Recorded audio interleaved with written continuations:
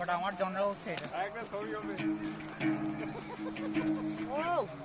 tension কাবু গেছে হ্যাঁ কেনা গেছে না না ভিডিও গেছে আর তো দেই নাই আমি দিছি এখন ইয়া কম তো স্পিড